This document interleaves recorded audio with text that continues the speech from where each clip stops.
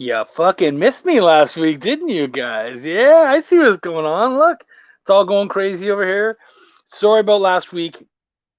I screwed up my back. It still is not great, so we might not do a long one here, but we are gonna have a good show. I still am. I've got the drugs in me, so I'm nice and high. I'm just kidding. I'm fucking taking like ibuprofen and lidocaine on my back. It's nothing special. Mm. But no, going good.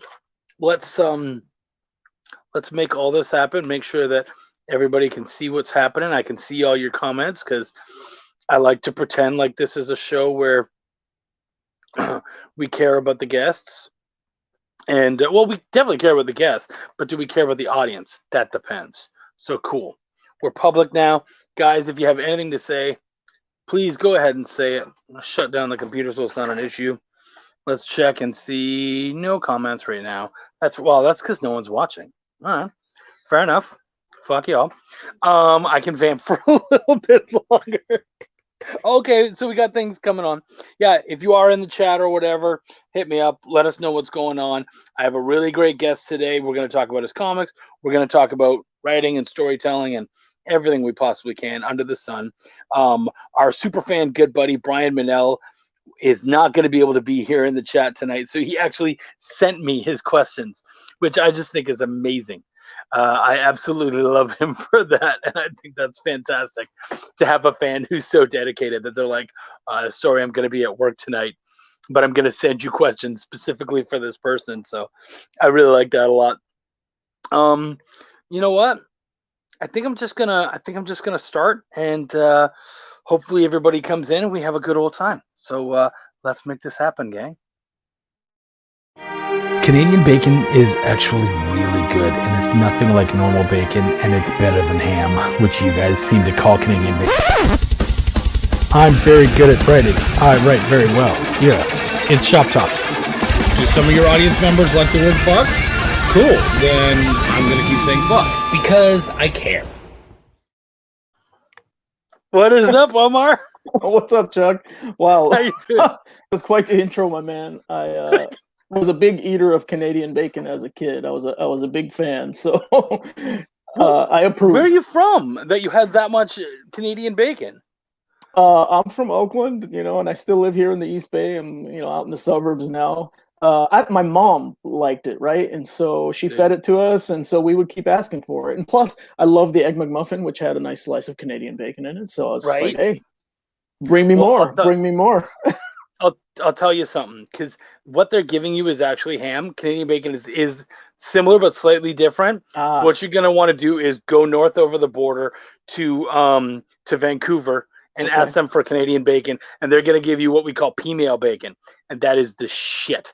Okay. It is so good. Yeah. Sold. And you'll be like, and you'll get it. You'll be like, oh yeah, this is like another level. This isn't just ham. So. Anyways, how does it pair with pepper jack cheese, man? Because I'm a big fan of the pepper jack cheese. Well, it's funny because I'm a cook, like I'm a former chef. Okay. So it's funny, yeah. So it's funny that you would ask. I feel like ham and spice does not instantly go together necessarily. Yeah. Usually, you want to do sweet stuff, like you want to do pineapples, you want to do like applesauce. So it can go, but I don't think it'd be as good as it would just a regular piece of American cheese cheddar sort of thing. Yeah, okay. Maybe just a regular Monterey Jack, no peppers. There you go. Yeah, totally. See, you know what's going on. All right, cool. Comics. Yeah, man. Why don't you tell us a little bit about yourself? First off, give us the Omar Morales intro. Okay. I grew up, speaking nothing but Spanish in the home, and comics is the way that I learned English, right? So I went to a Catholic school, and the nuns told my parents, like, hey, you got to quit talking Spanish to him if he's going to survive and do well in school and be a good student. So to their credit, they obliged, and they started just feeding me pop culture stuff in English because I'd be interested in it, right? Like, what's more exciting to learn English, Spider-Man or like an Encyclopedia Britannica, right? So they started buying me comics, right? They put me down in front of the TV to watch the old Spider-Man 1966 reruns, and I was so engrossed, right? And so I became a dyed-in-the-wool Marvel kid, from kindergarten on through the rest of my life.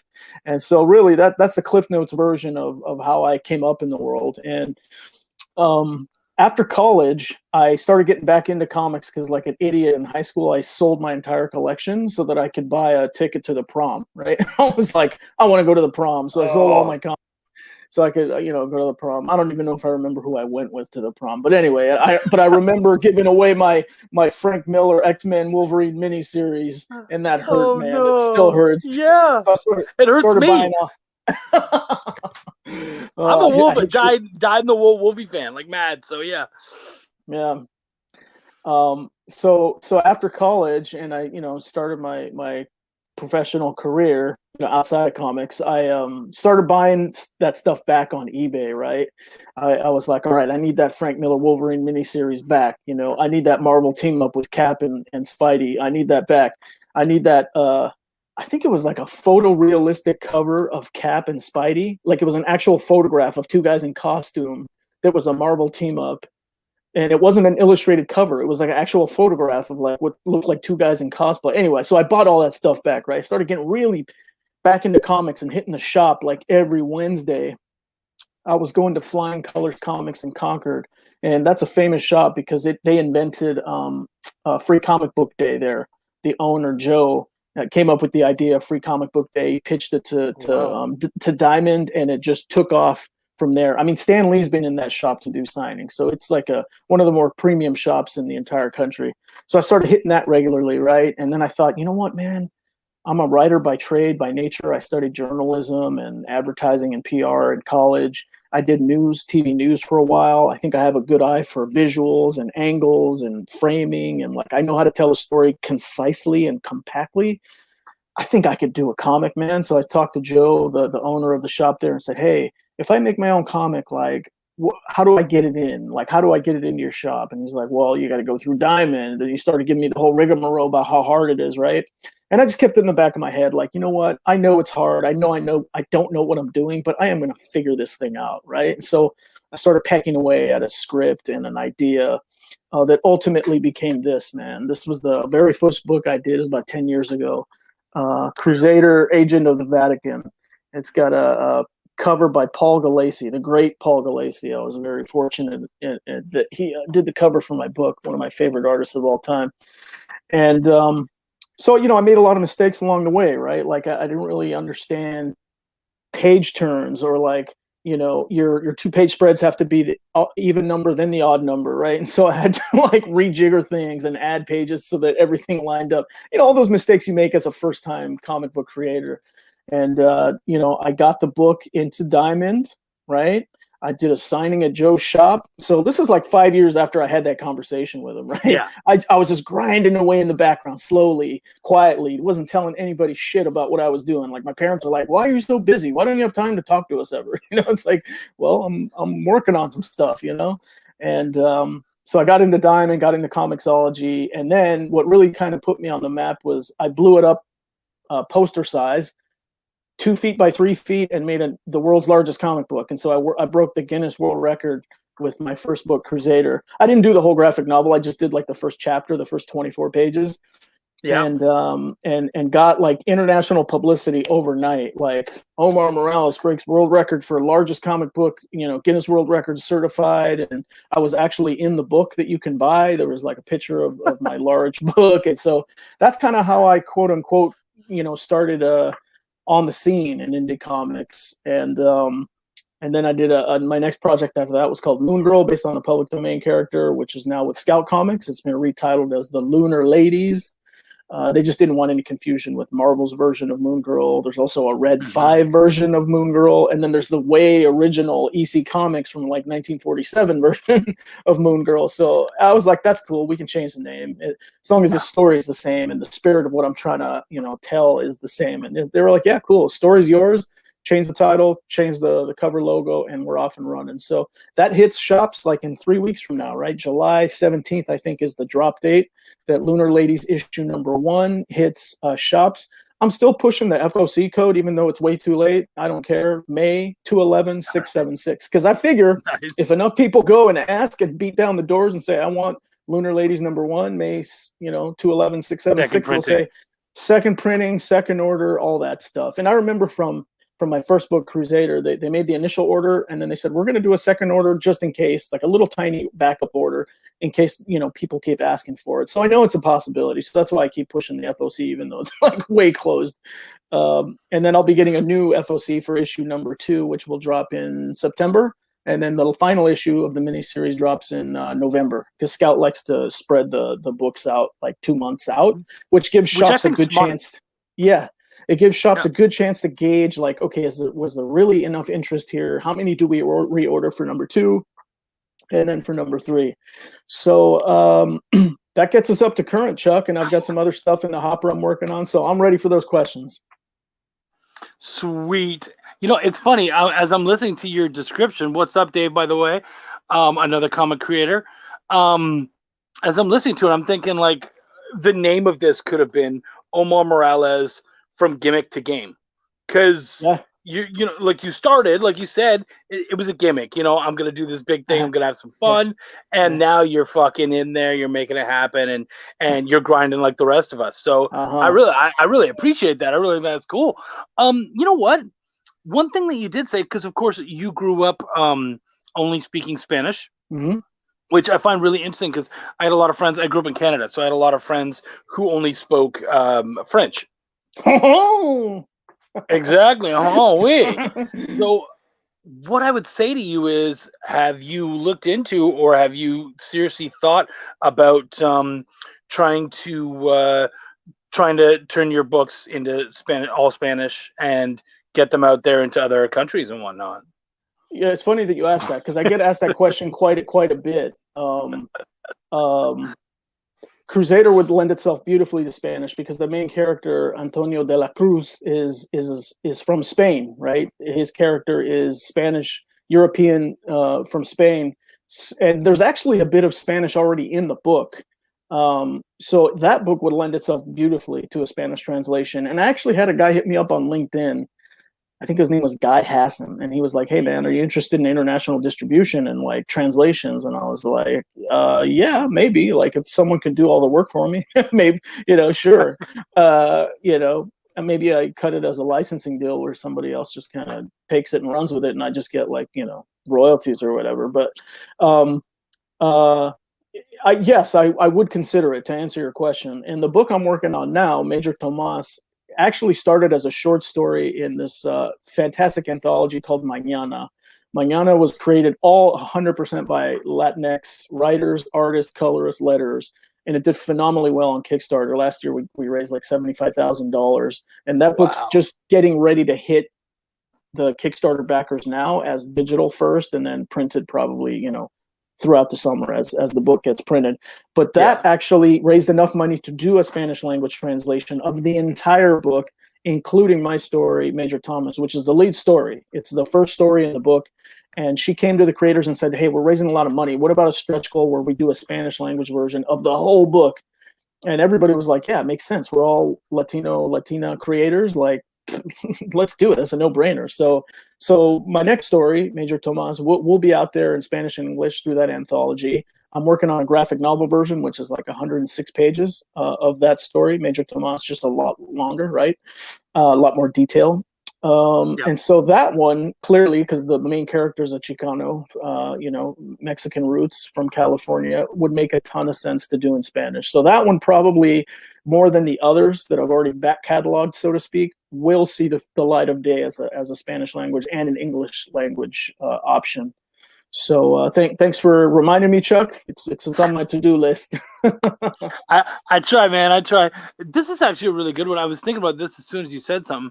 Is LinkedIn a good resource for comic creators? It can be. It can be. I would say if you're just like out there hustling, trying to find artists for your projects, maybe not. Like Facebook, Twitter, Instagram, particularly, are way better, I think, for actually seeing the person's resume right there. Everything in the feed's a picture, right? Yeah. But I have found that for like editors or agents or higher up people in companies like Marvel and DC and Boom Studios and Aftershock, like, I'm linked in with like some of those publishers and CEOs and high up people. Now, do I pester them and stuff? No, like I'm not there yet, right? Like I don't have enough street cred where I can be like, yo, what's up? Could we have a conversation? Right. But I'm posting my stuff, right? And I'm seeing their stuff and I'm liking and commenting. So, who knows, maybe a year or two down the road, they remember my name, and so, yes, it can be, I would say, more on the professional business front as opposed to the artistic front. But there's artists on there too, for sure. I mean, I'm linked up with a ton of artists, and it's funny because, like, I don't know if you saw that meme a couple years ago where it was like 4 quadrants, right? It's like, here's my Facebook profile picture, here's my Instagram profile picture, here's my Twitter, and then here's my LinkedIn one, and it's all like super professional. Like, so it's funny interacting with people that I know on all the platforms, but over there in LinkedIn, things are a little bit more buttoned down, a little bit more professional, like less out there. Like for myself, I don't use slang on LinkedIn, but I'll use slang all day long on Facebook and Instagram. Of course. Dropping the A and the yeet and all that fun stuff, so, but not on LinkedIn. So when I go into LinkedIn, I got to drop my fucks and all that. Is that what you're trying to say? Yes. Just bring the Canadian bacon, leave the F word at home. Okay. All right. Yeah, I can do that. Okay. I can totally do that. Smart call. Sam, we don't know where you've been, man. But we're glad you're back. And feel free to ask us some questions. And Omar's excited to chat with everybody. Yeah, so we have this cool dude. His name is Brian, and he's like a super fan. It's the only way I can say it. And I know it sounds funny, but he's here every week asking questions. Just super awesome dude. Cool. So he messaged me today, and he's like, "Look, I'm not going to be able to see Omar tonight. I missed you too, Sam. Thank you very much, man. I'm so glad you're here. Seriously, homie." He said, I'm gonna miss the show tonight, but I don't want my questions to be lost. I still have some shit to ask. So he sent me a couple questions. So here you go, man. This is from our own super fan, Brian Manel. Sweet. All right, Brian, bring it. And dude, he's got the questions. Number one. Can a story work well enough without a basic story structure? If not, what do you think are the barest essentials a story must have for it to work? I've had this idea for a long, long time in my head to tell a story that has absolutely no dialogue, maybe not even sound effects, and is just purely just pictures.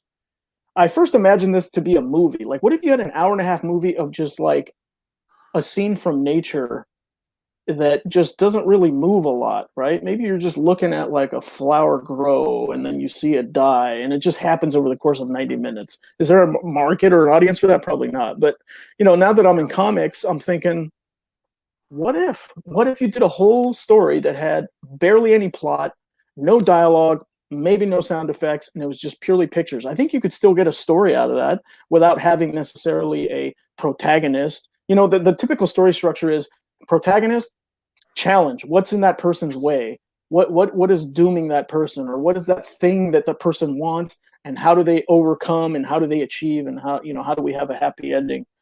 But it's entirely possible to have something that doesn't have any of that, and maybe it's just a slice of life thing about somebody walking down the street and the things that they see, and you have a beginning, a middle, and an end, but there's no big conflict, there's no antagonist, there's no melodrama. I think it's possible, yeah. So it's funny that you mention that, because I know it's possible, and actually it's really good. So the two, first, I'll be a little shameful. I got to do one. I got to do a 4-pager or 5-pager, 4 or 5 pages for Antarctic Press. And it was completely silent. It was because the guy came to me and he's like, "Hey, Antarctic Press wants me to do something. I want you to write it." I was like, "Okay, great." And he's like, "Yeah, but they'll want it in 4 days." And I'm like, I can write it tonight. Like, I can have a 4-pager done tonight. Yeah. But, then what? He's like, "Oh, I can draw it." And so we did that, and it came out, and actually people really loved it. Like it came really well, and it was just completely silent because we didn't even have a letterer. So we didn't have time for a letterer. Yeah, So we right. just made it completely silent, and it was great. People liked it, and that was terrific. The other one Awesome. is check out Source Point Press. They've Mhm. got a book called Morte by actually your boy from Scout, Kevin Joseph, Okay. Right who on, does man. Tart. Yeah, Uh-huh. and he did this one called Morte with Dave Bishop from my hometown of Toronto, Okay. and it's literally this guy walking around after a zombie apocalypse at the end of the world, and Ah, just kind of walking that's awesome. around through after all this shit, and it's absolutely amazing. It's just beautiful. So if you're looking for stuff like that, check it Yeah, out. I Those are love good, it, man. especially Morte. Like I'm gonna push that one hard because it was a full 24-page book, Okay. no words, and beautiful. So yeah, Is man. one shot, Any one and done? Yep, one and done. Okay. Okay. Yep, Cool. and Hopefully it's on absolutely Comixology. beautiful. Yeah, what I would tell Brian is I would suggest hammer down the rules first, get everything Mm, right first, mhm. and then you can start breaking those rules. So Right. make sure that you feel the structure, that you know what that's like, and then Hmm. you can kind of break it apart and do all that stuff. But is it possible? 100%. I've seen it, and it's when it's done right, it's fucking beautiful. Same with Larry Hama did that issue of GI Joe. It was just Snake Eyes, and it was completely silent except for Oh he said yeah. one word in like the last panel. Yeah, It was yeah. beautiful. Like, and that is like, if anyone remembers one issue of that Right. book, it's that fucking issue. So yeah, Yeah. Yeah, and I love it, actually, man. yeah. And Sam's right. Gone has no words. Gone is a beautiful little. It's about this like little dragon guy or dinosaur dude who just gets into adventures, and it's completely silent. It's a manga, and it is so fun. So yeah, you're absolutely right. Yeah, man. I just had Oh, a thought in my head about something that I've seen that was like this. Oh. It was do you remember before the Clone Wars was a 3D CGI show? It was a 2D show that was just like little 5-minute shorts. There was one mm-hmm. that was completely silent with the clones. They're coming into like a cityscape, and it's just the guys doing the signals like like go over there, you know, and they're just signaling each other, and they're pulling out all their military tactics.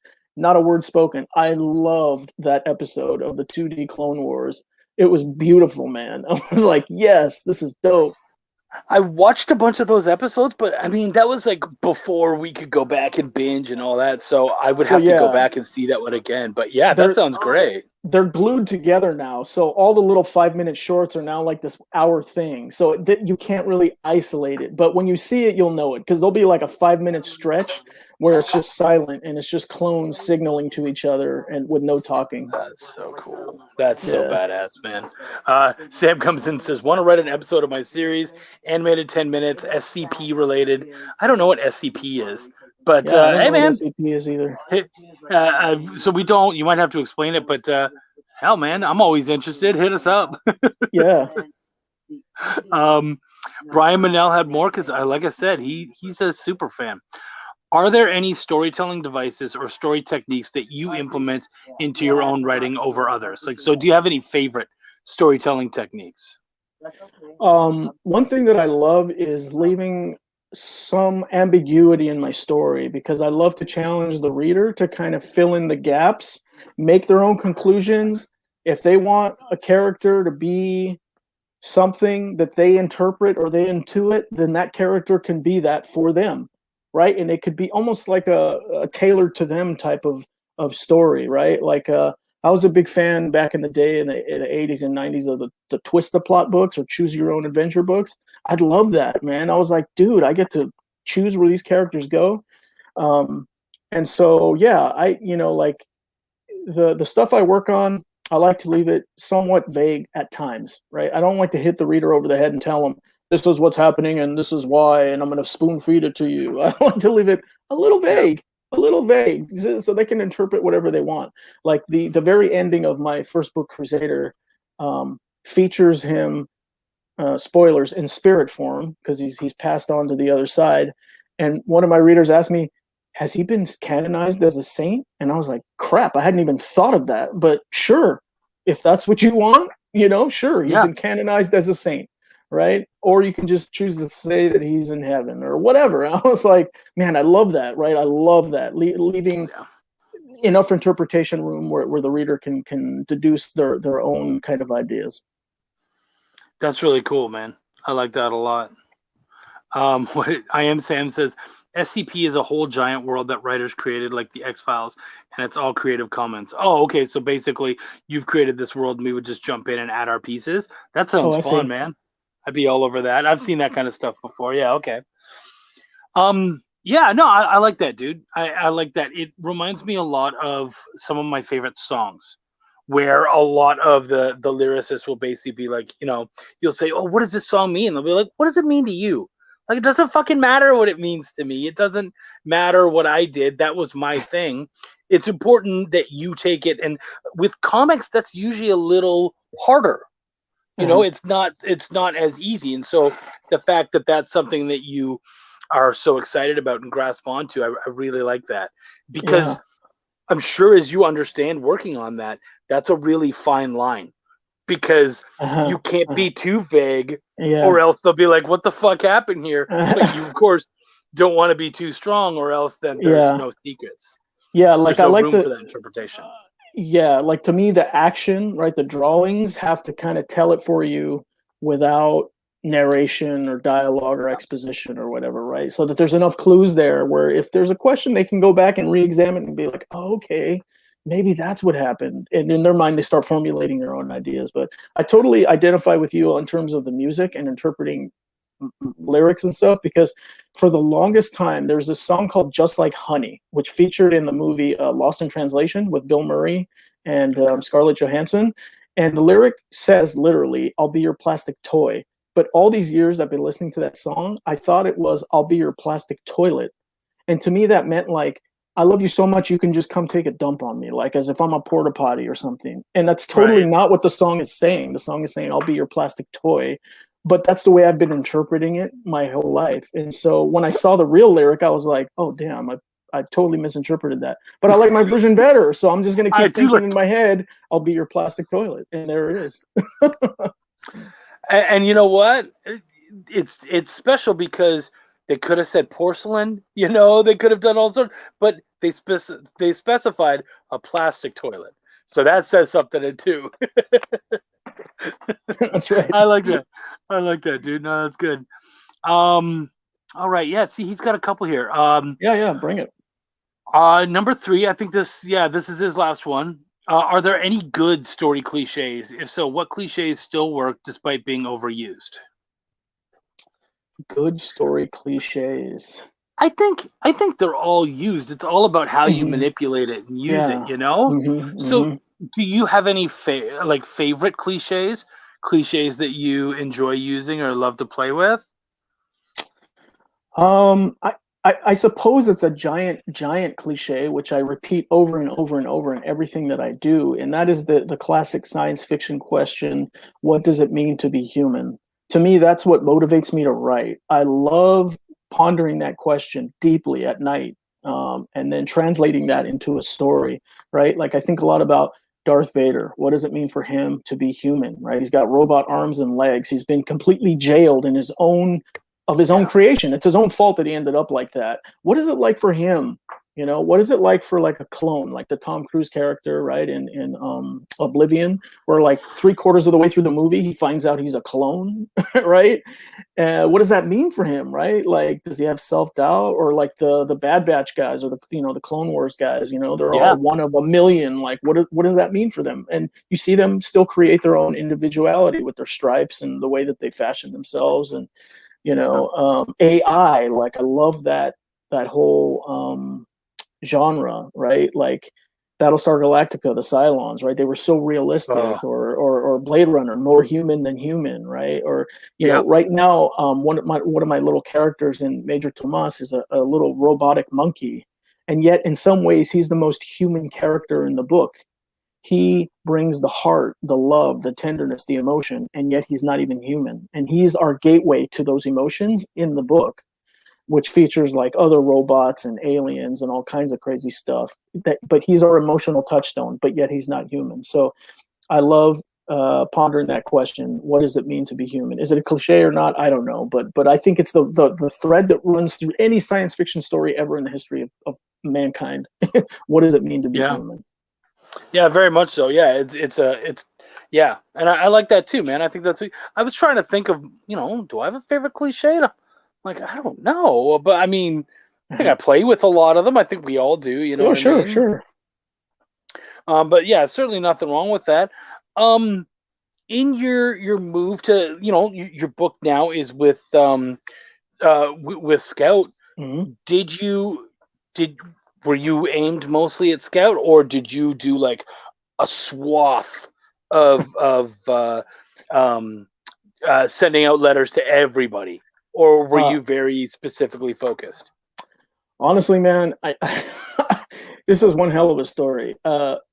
Moon Girl started off as a 12-page anthology short in this book called Not Forgotten, which was nothing but public domain heroes from like 100 years ago. Wanted to dust them off, give them a fresh set of paint, and put a new story about these characters out into the world. So I did that, and then people liked it, right? They're like, oh, wow, cool. This is a really old-fashioned Buck Rogers, like I stained the pages kind of yellow, and they look kind of faded, and I used thought bubbles and ray guns and laser rays and all that, right? So it seemed to hit a chord with people that wanted an old-fashioned type of comic. And it was, rated PG, ages 10 and up. So I figured, well, what the hell? This was fun. I'm going to blow this 12 pages up into a full, like, 88-page graphic novel. And I first had pitched it to Alterna. They liked it. They took it. But then it wasn't the right fit, man. Like, I didn't feel right about it. I was very unsettled. And this was just before all the controversy that publisher had about controlling people's social media and not letting them use blockchains to fend off undesirable people that they didn't want in their feeds and stuff. And so I luckily, I trusted my gut, and I think I made the right call, and I pulled the book from Alterna before they had a chance to get too far into it.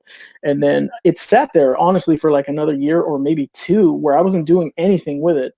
And I had a friend that was just started working with Behemoth, right? And he was like, hey, is this title still available? And I was like, yeah, in fact it is. And I thought, what the hell?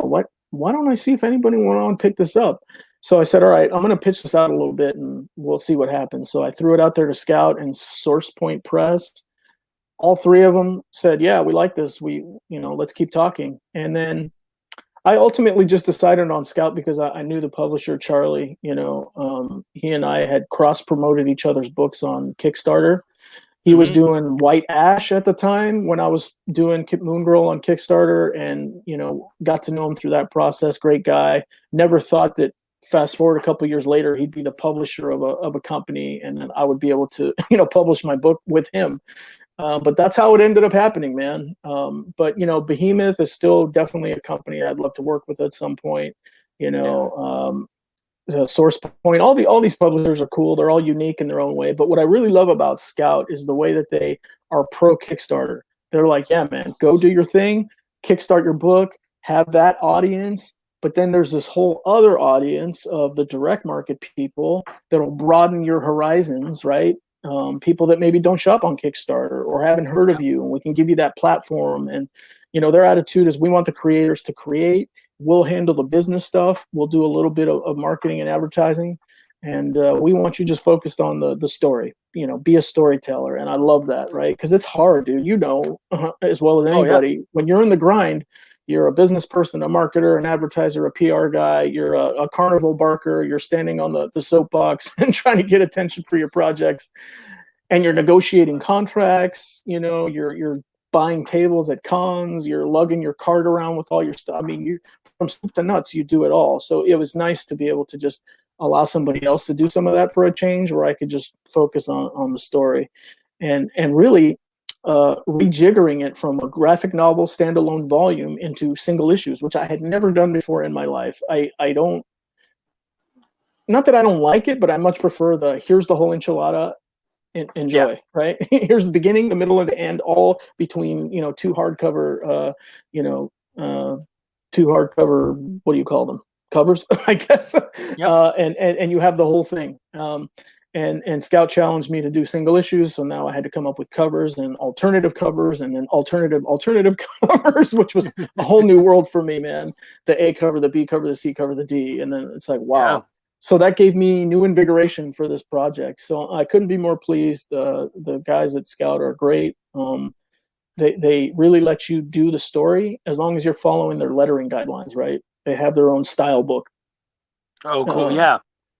Where they prefer maybe ellipses as opposed to double dashes or vice versa, whatever the case may be. So we went through and made all those changes that they wanted. They allowed me to keep the story intact how I wanted. I took some of their notes, but I didn't have to take all of them. So yeah, man, it's been great working with them, and I could see myself working with them again, in the future. So, but there's lots of publishers I'd love to work with and kind of explore and sample a little bit of everything, Yeah, man. There's so many good ones out there. I have to, because I have a book with Scout. I have Cat Dad and Supermom. That's through them. Oh yeah. And I've got to do some stuff with like Antarctic Press and Marcosia. So yeah, I wanna try. Let's see what Behemoth's at. I'm in Texas, like Behemoth, and I haven't seen them at any cons yet. And I'm hoping that I can see them at some shows this year and sit down with those boys and talk with them, because yeah, man, that would be pretty cool. Yeah. So yeah, you're right. There's so many good ones. Find Kevin Rodatelli Parent, man. That guy is a whirlwind of energy, and he's with Behemoth now. He has his own imprint, Happy Tank. Yep. His imprint within Behemoth. I love that guy to death, man. He is so energetic and just full of life and just like on a tear, man. He's like the Roadrunner, right? Yep. He doesn't slow down for nothing. Find that guy, have a beer with him, and enjoy, man. Oh, I plan on it. Yeah, absolutely. Yeah, he and I have talked a fair amount. So yeah, absolutely. We're getting some love from Ghana. That's pretty freaking cool. Hey. Tip of the cap to Ghana. Right. Sam says, what cons should I do in Texas? All right. So for Texas, the big three, or well, actually, I would say the big four for Texas are Comic Palooza, which is happening next month. Chucky's going to be there. In September, we've got Dallas Fan Expo. Chucky's going to be there. So San Antonio's weird. We had one that was going, a big one that was going for a while. It kind of went under. So the one that's kind of jumped in and taken over is Big Texas Comic Con. It's on year 2. I'll be there too. And then it's not going this year, but Greater Austin Comic Con. Have you ever heard of a con in Austin called Staple? I have heard of that. That's a small press one, isn't it? Yeah. So when I was coming up back in the day, like 10 years ago, I had a friend that lived in Austin, and he was telling me, yeah, you should put your book into Staple. I was like, cool. So I mailed him my books. I said, if you're going to have a table, just sell my books for me, and like, we'll worry about the money later. And then I think the books arrived like a day too late. It was a disaster. But ever since then, I've remembered Staple, and it's going to be a mission of mine someday to get there and actually sell my book, because it didn't make it the first time. I haven't hit Staple up yet, but I'd like to get there. I haven't looked into it too hard. But yeah. Oh yeah, see, Sam says I go to Staple every year. Let me know, dude. Let me know when it's happening next, because I'd love to go there. It's sort of under my radar because it's not a Comic-Con. Right, you know what I mean? The boys aren't all talking about it, but yeah, I'd love to check it out and be a part of that and see what a table does. You know what I mean? But Austin's a great city, man. Oh, isn't it? Absolutely. I totally agree. Do you have any favorite shows that you've been a part of? Oh yeah, man. Back in the day, the first con I ever did was WonderCon, back when it was still in San Francisco, before it moved to Anaheim. And that was a big show. And that was my first coming out party, right? And I sold a bunch of books and had a great reception. And I was just in heaven, man. That was the first time I'd experienced a show that was multimedia, right? Like the booth next to me was like video games, right? And people coming up and sampling and playing games, and you seeing the cosplayers, and like there's celebrities there, like Christian Slater was walking around promoting a TV show, and like Lou Ferrigno was there, Elvira was there. I'm like rubbing elbows with like all these people that I grew up idolizing, and I was like, man, this is the life, right? So I got hooked, and then it moved to Anaheim, so I was kind of bummed. But there's lots of little shows around here in the Bay Area, from San Jose to Oakland, San Francisco, out in the Valley areas. Even here in my hometown of Pleasanton, there's a show that's in town now, run by a guy I know, Dave. Um, so yeah, man, I like to hit all the shows around here. Even the little ones, there's one that's like a half reptile show, half comic book show. So imagine that, right? Where it's like one room is like live reptiles, where you can go in and like pet a snake or pick up a lizard, or like a sloth, and like a koala, or like a raccoon, and then you go to the other side and it's like comics and crafts and toys. I just love the comic book con scene, and and all the warts that come with it too. But in my heart, WonderCon's always going to be my favorite. That was the one I popped my cherry with. So that's cool, man. It's funny. For me, like when I'm at a show, I'm there for two reasons: sell books and network, meet more people. Those are my only two. I don't give a shit about the celebrities. I don't give a shit about half the stuff. People will come by and they'll be like, "Dude, look at this thing I did," and I'm like, "That's here?" And they're like, "Yeah, you haven't walked around." I'm like, fuck no, nope. I'm busy. I'm trying to make things happen. Yeah. My buddy, he left the table for a while, and while he's gone, I'll still sell his books and stuff. But he goes and he comes back and he's like, "Hey, they had a little pet, petting zoo, and I got to hold an anaconda, and then I got to play with this bunny who was looking at my comic. Look at this video." He's like, "What did you do?" I'm like, "I made $50." Like, right. I don't give a shit. I was hustling. Right. Yeah. I don't give a fuck about any of that stuff. I don't know about you, Chuck, but when I'm at a show, dude, I am on, right? Like, I like to stand up the whole time. If I can, I'll stand in front of the booth, right? Trying to intercept people and drawing them in, and, putting the book in their hand. And, that's how you hand sell, right? You put it right in their hands, you ask them to open it, and they start flipping through it. I come with my rations, right? Like, I'm not going to waste time going to stand in line to buy a hot dog and a beer. No. I've got my army rations with me. I've got my water. I've got my phone jack and the electrical cord. Like, I'm hunkered down and ready for business. And I try not to leave unless I got to pee. That's the only reason I leave the booth, right? I leave to go check out other guys now and then.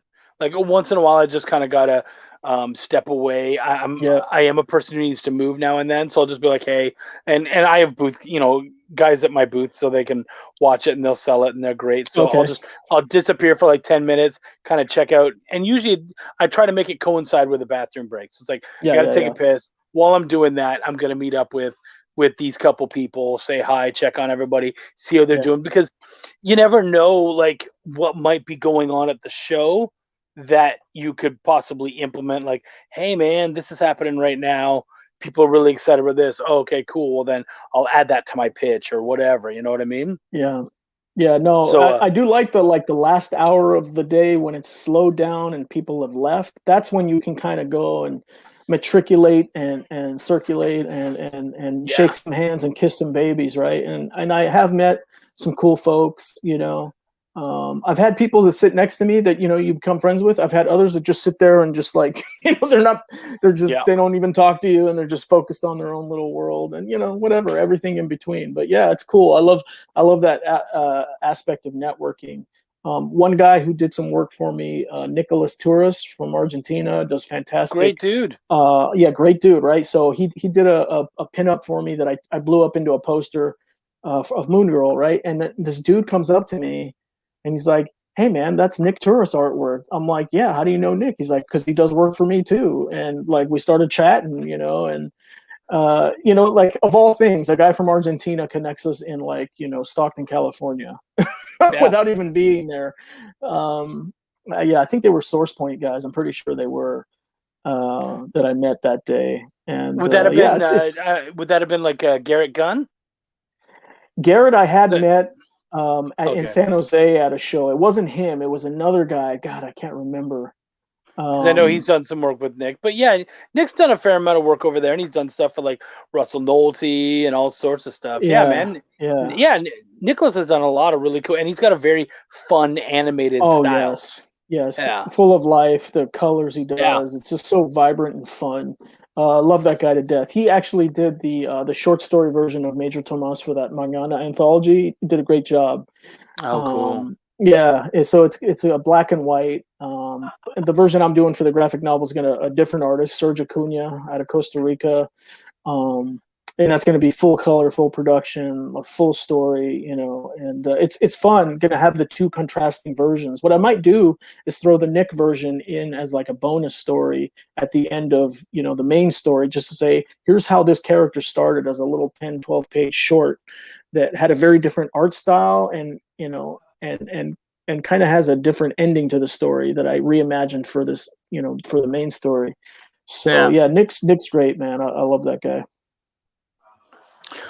Sweet. Well, as we start to kind of wind this down a little bit, do you have any tips for the con season? As I'm about to head out to my first convention, and you've already given me a bunch that I'm like, yeah, I totally like the rations, all that kind of, like, you and I are cut from the same cloth, man. Same shit. Like, I'm totally there. So, do you have any other tips for, let's say, newbies?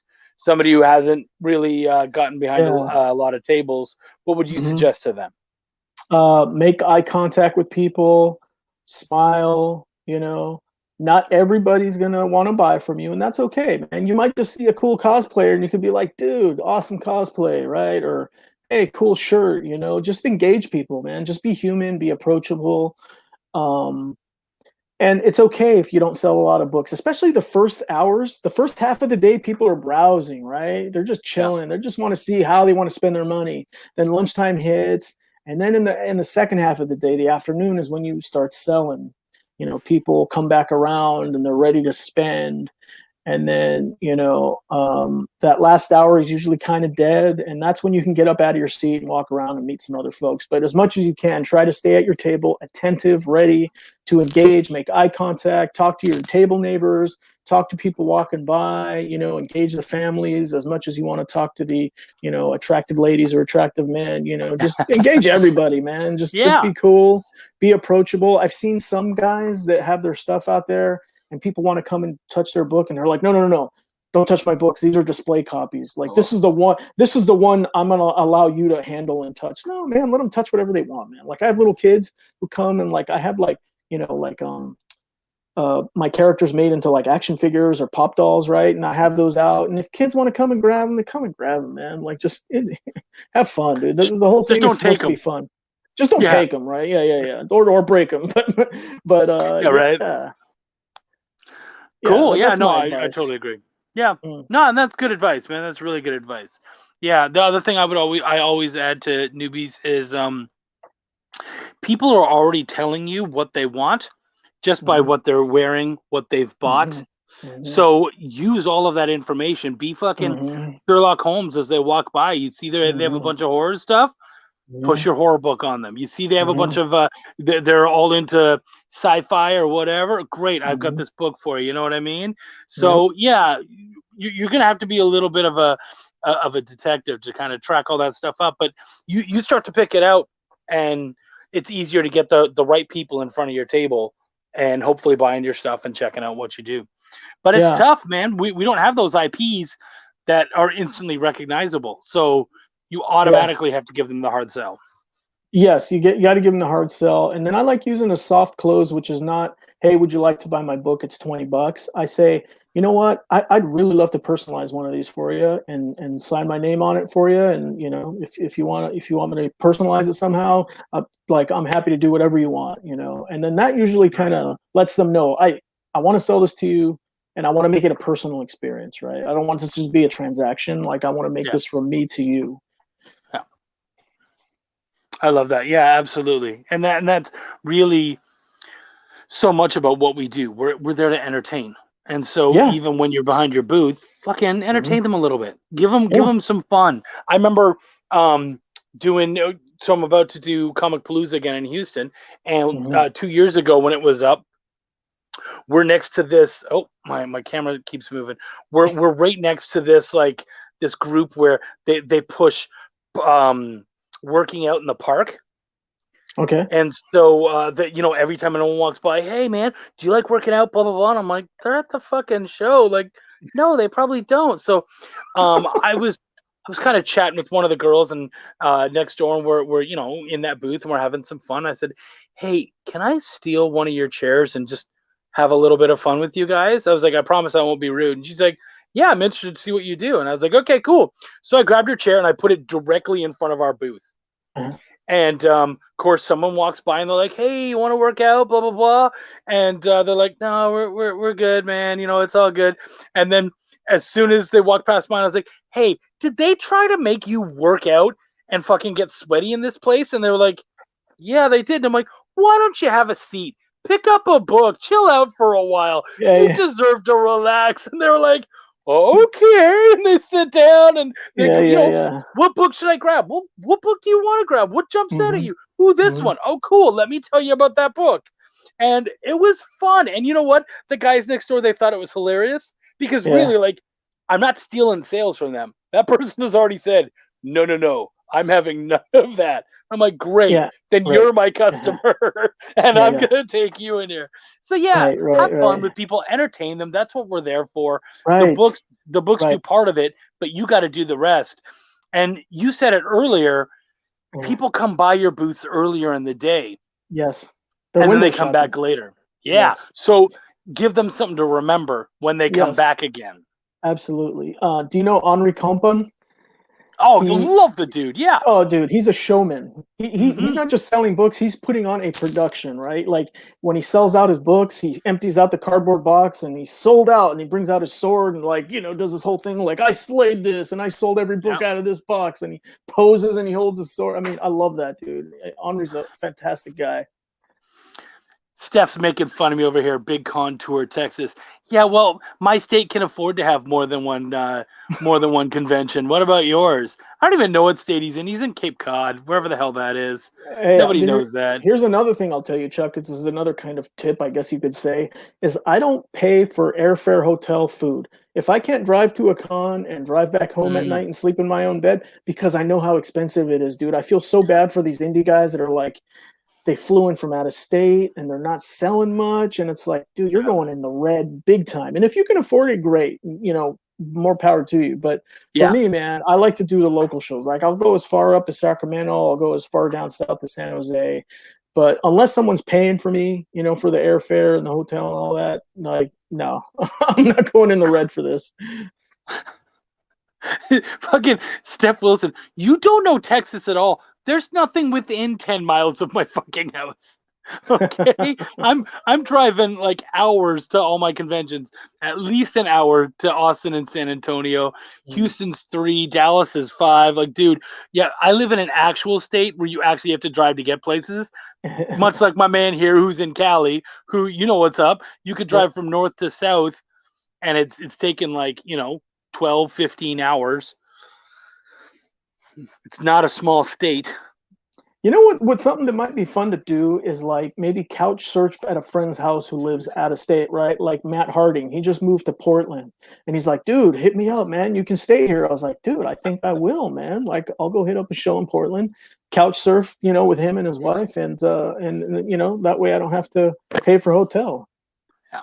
I did that at a Dallas con. It was great because again, it's 5 hours. I'm not doing Yeah, that right. every day. So yeah, I went and I hung out with a buddy, with a fellow creator, and we ended up sharing a table, which meant that the table was even cheaper. That was Right. perfect, man. Love that, Yeah. dude. So I've done that too. Split a table with a guy, like maybe it's split the way to go. days, or if you're both there together or whatever, dude. It's another Yeah. great tip, Chuck. Yeah. And Steph says he'll drive as far as one pee break. No, a real man brings a catheter. That's the way you do a drive. You wouldn't know that, but no, a real man, he just plugs it in and just does the 10-hour Yeah. drive, just This the can way it double. goes. This can double as a bathroom right here. This little device right here. And if anybody is following me too close, that bag's going out the window. Fuck them. Well, Omar, thank you so much for coming on, man. I really Oh, appreciate you. I love what you're doing. Why don't you thank tell you, man. everybody where they can track you down, where they can check out your stuff, drop that Yes, code, do whatever you want to do. Go ahead, man. This is your time. You earned it. my one-stop shop is theforcemedia.com.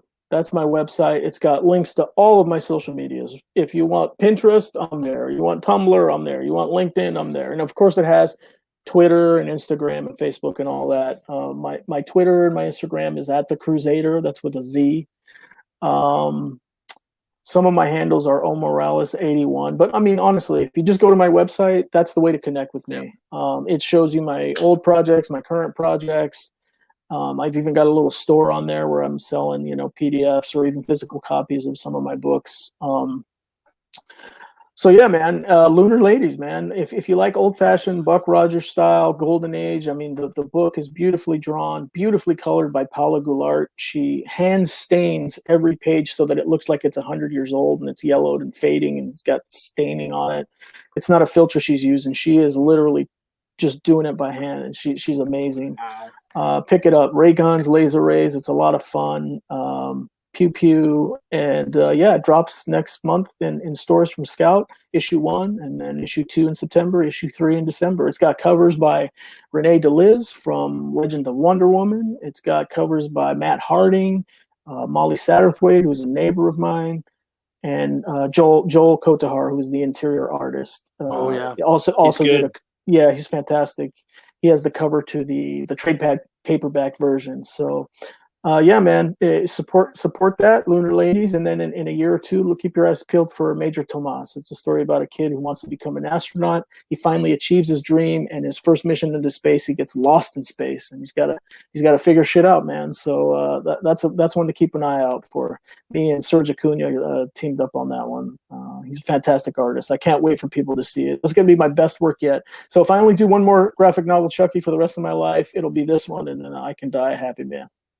Dude, I love that. That's great, man. But you know what? Don't die. Keep it up. I'm excited to see what you bring, man. Thank you so much, dude. Thank you. It's been a great show. We really appreciate having you guys on.